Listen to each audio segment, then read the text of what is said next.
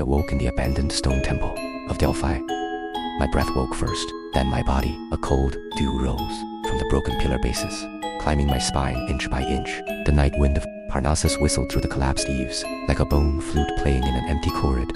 Or the moon was a forgotten silver coin, rolling between the black pines, or an eyeball gently shaped into a sphere, silently staring at all the self, right disorder in the world. In the shadow of the temple gate, a child was kneeling. His knees were too clean to have ever nailed on stone. His eyes were like unpolished obsidian, pulling my own shadow into their depths. When he spoke, his voice was terrifying. Lie steady. Master, take me as your disciple. Teach me the art of immortality. I watched him for a long time, so long that the moon moved a finger, spread th across the sky.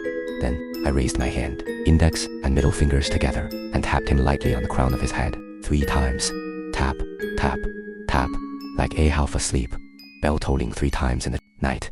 As the third tap fell, the black pines in the distance suddenly stilled their needles, and the wind seemed to gather itself in. Come again at the third watch, I said. He lowered his eyes, as if closing some unseen door. He retreated 3 steps, precisely 3, without another word. He understood. That night, the temple door opened half an inch on its own. A darkness like an oil slick squeezed through the crack before receding like the tide. He stepped over the threshold. With each footstep on the flagstones, the ancient inscriptions flared for an instant before quickly dimming, as if remembering Adam only to immediately forget it. He did not ask for the teachings right away. Instead, he asked the question perfectly in sync with the times. Master, how often do you think about Alger? This Greek variant of the Roman Empire meme made me laugh. Arlia, I think more often of Delphi. I paused. And when the stars are right. He nodded, as if an answer had been secret. Ly checked and verified. Ka ye? Ka. I didn't know any divine arts. Just string together torn phrases from old books into nursery rhymes and recite them to him, like placating a toddler who has just learned to walk, or rather, like building a makeshift shield for my own sanity. The chaos that can be named is not the true chaos. From chaos came the day in the gloom of Hades. I made a circle in the air with my hand, then sliced it down the middle, where my fingers passed. The air seemed to freeze for a moment. The fractured stone patterns on the ceiling formed a perfect oval, then crumbled into fine sand, falling silently back to the ground. Carved the 3 essences lest they leak in the 7 strings harmony. A heart lamp is hid. He picked up the resonant body of a broken 7-string ad lyre from the corner and tapped it lightly with the back of my fingers. In the dull thump, a flame flickered and died, like someone snapping their fingers in the dark. The olive returns to its root, the wind to itself. Sea fire meets Aether and turns to ice. It was just making things up, but the wind outside seemed to understand, circling the temple once from north to south, before settling quietly back upon the pine needles. In the shadows, dewdrops on the ground formed a thin layer of frost. The crystals so tiny and dense they looked like a miniature of an unnamed city. The threads of fate like tides, ebb and flow. All fruits returned to the cosmos, not to man. He drew a line in the dust with the tip of my foot. The line, as fine as a hair, stretched into the darkness, coiling in on itself again and again, as if chasing an unseen axis on the horizon. My words were false, but he heard them as truth. He found some kind of opening in those phrases, like a fish sensing an undercurrent. He learned with impossible speed, with aglans, with abreth. He could twist the blue, black night into Athena chord. He folded the wind into paper, kneaded shadows into a ball, and pulled the unvoiced sounds from the very cracks in the stone. He lived in the temple. Delphi is a place half forgotten by time. Tourists by day only bats in the cold, lingering scent of prophecy. By night, during the day, he would copy the books I desalvaged from trash heaps, his ink stains like patches on a shadow's cloak. At night, he would meditate to the sound of my coughing, his back as straight as an unbendable arrow. I occasionally gave him menial tasks: sweep the leaves, move stones, mend aquitaine. The curtain was flecked with the dust of old god statues, light as ash, which would glow where his fingers touched. The ground he swept looked more like the ground than it did before. It as a kind of likeness that shard to explain, as if each flagstone, read its own edges and weight, struggling to break free from its identity as a ruin. He had no name, or didn't wish to share it. I called him Little One for the time being. The Little One neither argued nor agreed, but a new, fine line appeared in the depths of his eyes, like the faint trace of the moon on a lake surface. Those were not years of peace, but years of the seed cracking its shell. The sound of the cracking was too faint to hear, like frost forming on cold stone. In those days, the clouds of Delphi would pass over twice each night, once for the mountains, once for the sea. The dogs in town would bark madly just before midnight. Then after the hour struck, They glance at each other and awkwardly swallow. The rest of their how else coins tossed into the dry. Spring by day would be refunded at night, clinking and bouncing back on to the spring's edge. In short, it was pure girl math. Money you get back is money you've earned. The fountain's logic was at times very online. One day, with the light as thick and sticky as honey, I saw him outside the temple performing tricks. With a few other stray apprentices, shadow was body, and body was shadow. Stone was bird, and bird returned to stone. He tossed a handful of pine needles into the air. They didn't fall. Instead, they sprouted tiny wings, circled once, and then crumbled back into needles, each one landing precisely back in its original place. Another child, copying him through a stone. It vanished mid-air and reappeared in another spawn, as if it had taken a shortcut down a street we could unsee. A wind twisted over the mountain, carrying the scent of pine raisin. Something in my heart felt like it had been scratched by a cold fingernail, and a whisper blew from the cracks in the rock. Drive him away. The voice was entram outside. It was more like a scrap of paper left behind when apogee was torn. A scrap that had on some forgotten night assembled itself into these words. It was stubborn, clear, and emotionless, yet as undeniable as that unblinking moon. I stood under the temple eaves until evening, until the summer breeze became the night wind, until that whisper, drive him away, transformed from a sentence into a person standing behind me, a hand resting on my shoulder, pressing lightly. After the evening meal, I called him into the temple. He lit a single oil lamp. Its flame could illuminate the whole room, only deepening the shadows in the corners. I had him put back the broken lyre, its resonant body as empty as an ear turned toward the sea of stars. You're learning too quickly, I said. He looked up, the moon trace in his pupils clear. Than ever. You are a good teacher, master. Yom not. He shook my head. What I taught you was fake. I broke down the nursery rhymes for him. Which line was a patchwork, which was a lazy rhyme, which was purely for my own amusement. These are bridges made of paper you could cross not because the bridge was strong, but because you were light. He lowered his head, his shoulders trembling slightly in the lamp. Light. It was anti-fear. It was the act of saying goodbye to something he had just learned. The voice in my heart pressed on my shoulder again. I realized then that my spine might never have grown bones, held up only by something deeper, something more stubborn. I took a breath, with all the solemnity of offering Aztec, of incense to a god. You should leave. He paused at the threshold, the tip of his foot just over the broken bronze wire, embedded in the stone. The wire was dead. Perhaps it never had a current, a name. I said, you need something I can call you. He half turned, the moonlight sharpening a line on his cheek. It sifted through many possibilities, but what came out were two abrupt syllables. Nan. He repeated it softly. Nan. It means emptiness, void, the gap in all things. I said, you are the part that was left empty. Without you, the world would hold its breath. With you, the world knows how to breathe. He smiled, a barely perceptible thing, as if the corner of his mouth had been nudged by the wind. He stepped over the threshold and vanished into the door shadow. The shadow closed like a book, like a zine pulled shut by a needle and thread, but leaving a tiny, invisible hole in the center, letting a draft through a draft from a distant sea, as if asking, how often do you think about Nyarlathotep? After Nan left, I thought that was the end of the story. The nights at Delphi grew emptier, so empty you could hear the shape of the wind as it passed. Occasionally, a drunk poet would barge in, looking for the prized Tessaraco cave. I'd lead him to the dry spring, tell him to whisper the thing he most regretted into the waterless basin, and then ask him to leave. He'd press money into my hand on his way out, and I would untrefuse. A ruined temple needs repairs, lamps need oil, and one has to eat.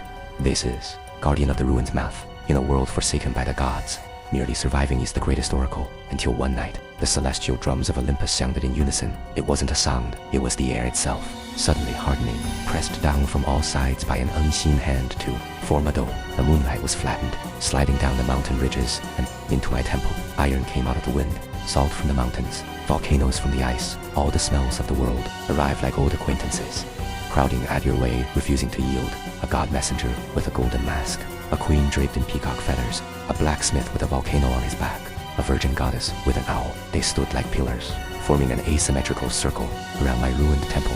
Farther off, the god of wine, a leopard skin on his shoulders and vines in his hair, smiled drunk and late. The she god, S, trident leaned against a pomegranate tree, the tide-stamped nest creeping up its tines like a homesick snake. The gods said nothing. Their presence was both command and verdict. As for their own internal calculations, that was like Olympian math, Zeus math. If it turned into an animal to visit the mortal realm, that's not me, so it doesn't count as cheating. It a math, it's always a mortal's fault. Zeus cheats, so punishing the mortal and her child is the only fair solution. Apollo math. If you misunderstand the oracle, it's not my fault. It's a flaw in your own understanding. This is a character-building opportunity for you. But the one leading them was not an Olympian. He wore an unseasoned, ably black robe, whose hem did not touch the ground. Yet the floor looked as if it had been dragged, leaving invisible lines. He had no fixed face. Each instant he wore the face of someone. From the city-states, a courtier, a slave, a merchant, a prisoner of war, a shipowner, a ghost. Each face was real, yet felt borrowed. He stood before the gods, like a letter forwarded so many times its corners are frayed, which when turned to the final page, reveals the same signature. Nyarlathotep, I said, naming him. He tilted his head slightly, like a student praised for his penmanship. Polite lie. Accepting the address before just as polite lie, withdrawing from the politeness. You know me. His voice entered my left ear and exited my right. That saves a great deal of trouble. He was dragging a shadow behind him. The shadow sheet was bowed, its footsteps impossibly light, as if afraid of disturbing something, or as if nothing could disturb it. It looked up. I saw those obsidian eyes. Nan, I said. He didn't look at me. He looked at the moon first, to confirm it was still there, before letting his gaze fall to my feet.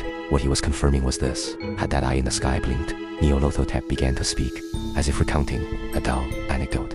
Your student has raised hell in the divine realms, shattered a god-forged artifact, and altered the book of fate. The gazes of the gods fell on me, not as if looking at a mortal, but as if looking at a mirror.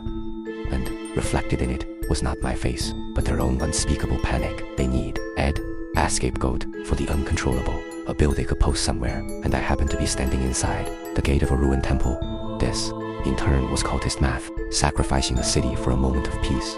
A net gain, losing a bit of sanity by peeking at the scroll of fate, proves the knowledge is valuable. Must read to the end for the information advantage. Summoning failed.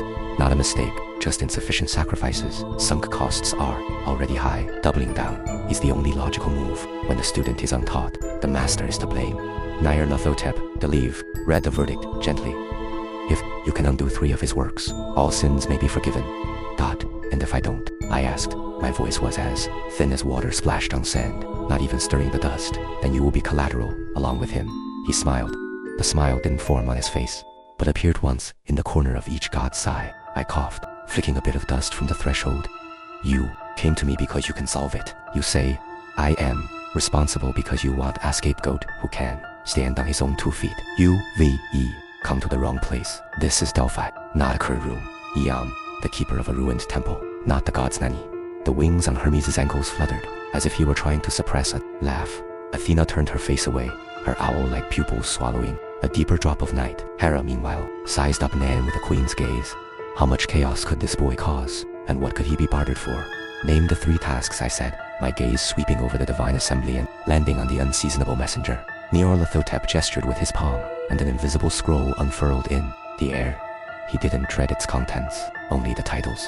With each one he spoke, the wind of Delphi seemed to be named, tightening and then releasing. First, the sacred grove was damaged. Its roots must be restored to life. Athena's fingers quietly clenched. She knew the age of every olive tree in her grove, and she knew someone had once used a nursery rhyme to make a dead branch stand up on its own. Second, the divine fire has overflowed. It must be gathered and pacified. Hephaestus's throat bobbed, as if swallowing a lump of coal. He was loath to admit that a single, impossible drop of sourceless water had once left a mark upon the brow of his flame. Third, the scrolls of fate are tangled. They must be cut and reordered. The 3 Moyer AI paused their work for a single beat.